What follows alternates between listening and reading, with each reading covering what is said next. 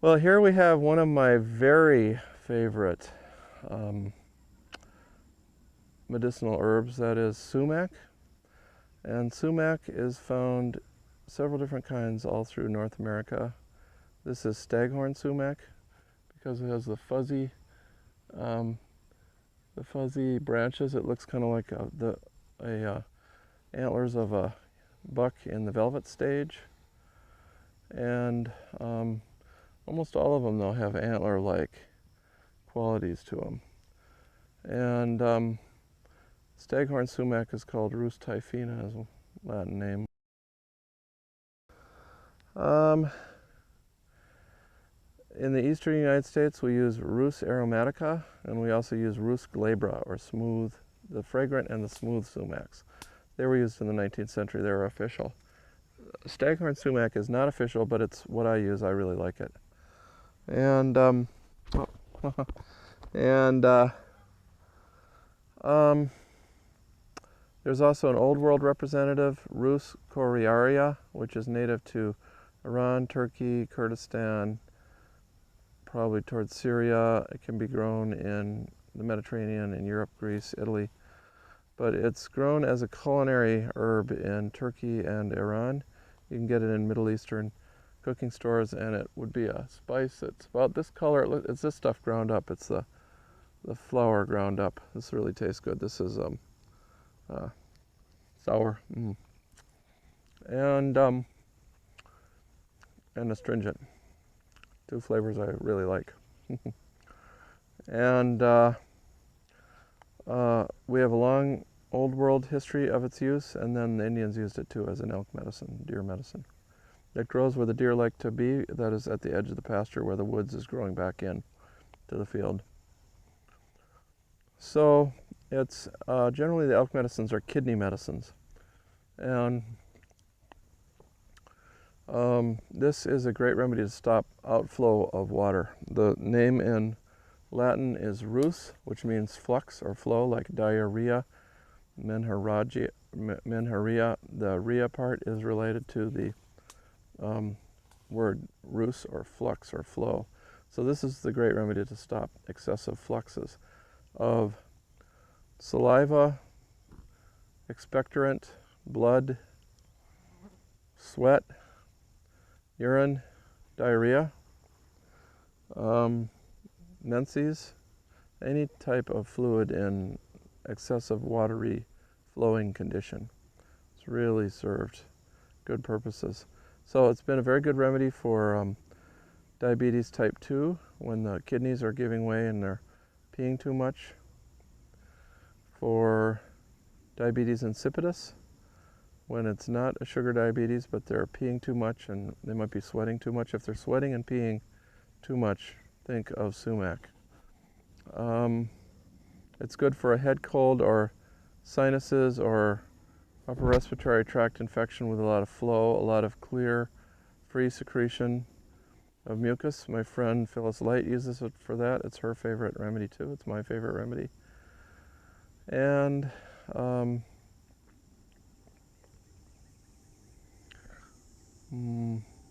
it's somewhat tonic on the veins, so that it's indicated. You'll see a kind of a bluish grayish color to the veins or on the legs.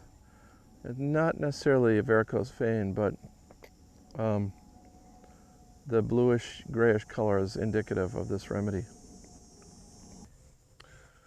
I use the berries, which make a nice summer lemonade, sour and astringent. They should be picked. It's best if there hasn't been a strong rain for about a week, because the malic acid, which is the same acid in apples, one of the acids, gets washed out. Also, it should be bright and fresh and young. Most of these are at their peak here in August. And if it's a couple days old, there'll be like bugs in there. So you want to get it nice and fresh, and you can get some all the way up until middle of September, maybe, if you're lucky, or early September at any rate. The bark can be used. The inner bark and the outer bark should be kept together, because it's really gooey mess on the inner bark if you tincture that by itself. So you keep them together to keep that goo from spreading. You This is also used by the Indians to make little baskets and things by cutting the bark and letting it dry. I just wanted to show this because when we're out in the field, we're talking about using sumac bark. Everything's falling today. Sumac bark to make a little container, and that's what this was made from here. And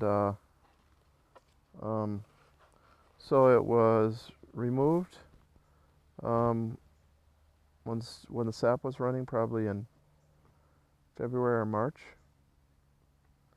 Then it was scored and folded together. And I guess Doug Elliott has pointed out that this design is used by McDonald's to make their French fries containers. So I'll be going to McDonald's and write it off as a business lunch to investigate that. So yeah, that's about it.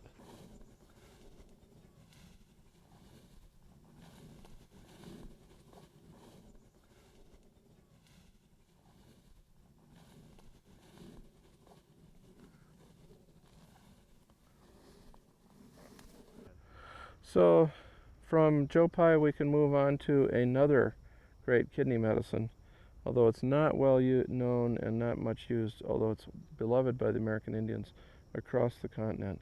One of its names is Indian perfume, or just plain perfume, or sweet leaf, referring to the sweet flavor.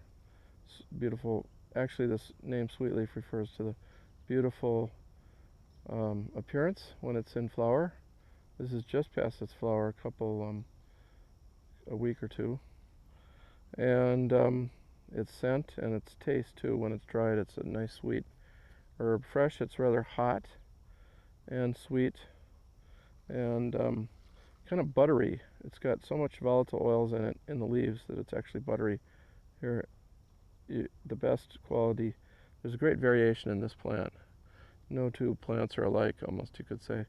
And this one's nice in having the buttery, oily quality in the leaf, which indicates that it's a very good quality. There's going to be a lot of medicinal properties there. Sweet leaf has so many properties. Here, by the way, is a young one coming up. We see it a little bit more green there. As they get mature, you'll see almost a yeasty look in them sometimes, spotted with yeast. This one's not too bad.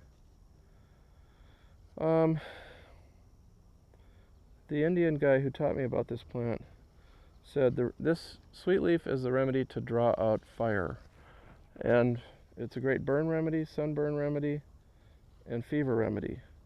And it's particularly well indicated when there's a shocky quality to the disease and the surface is all sweaty, like you sweat when you're in shock or when you're in fight or flight. And so there's sweat on the outside, cool, damp skin, and then on the inside, heat. That makes an excellent remedy for kidney and bladder infection. It's really superb. It works many, many cases. I've used it for bronchial asthma. It's an excellent gallbladder colic remedy because it's so high in volatile oils that it helps dump the gallbladder. Usually we use plants high in fixed oils, dietary oils, but this has got so many volatile oils that it's beneficial for the gallbladder.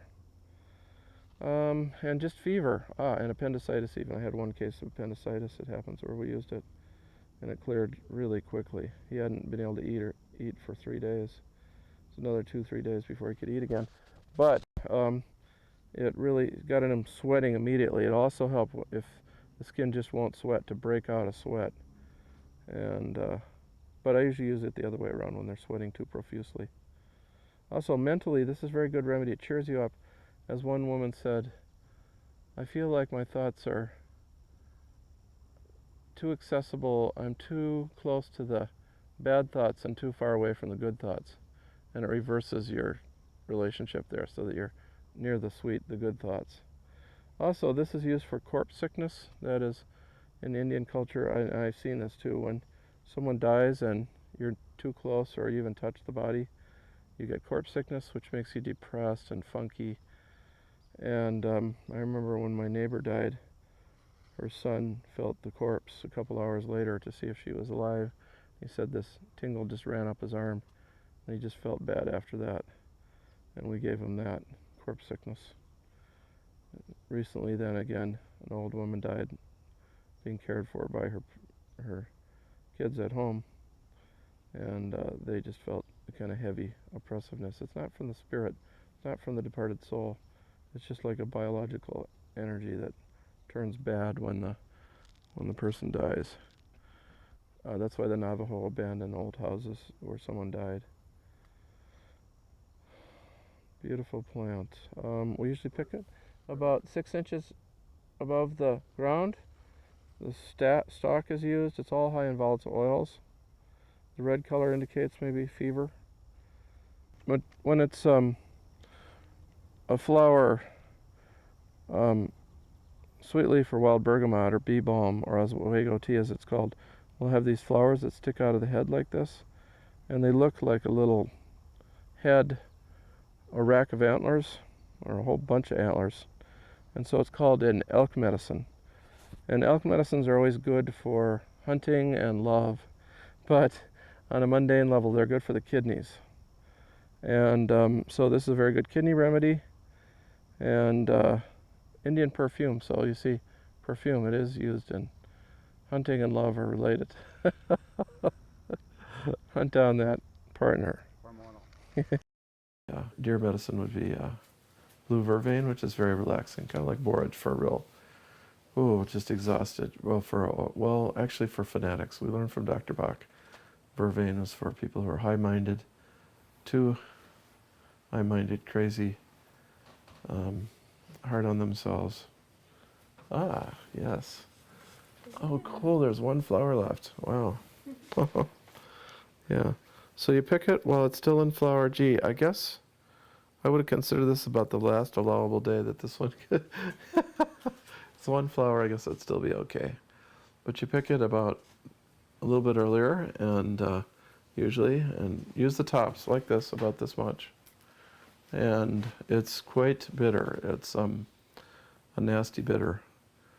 And in large doses, it definitely make you vomit. So it's hard to take in big doses. So you take it in small doses. I use like 3 drops 3 times a day.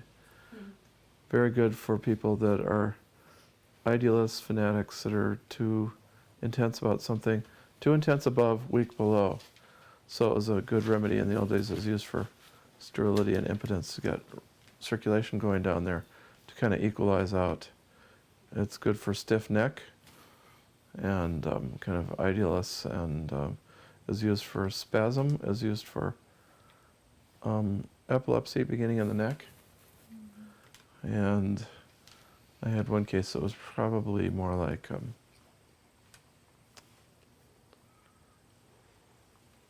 Tourette's syndrome, maybe, where the spasms began in the neck, but he didn't pass out. It wasn't epilepsy.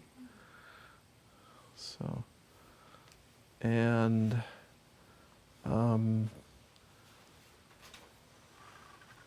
Dr. Bach's indications are true, but it's good for food craving. It has a hormonal quality to it.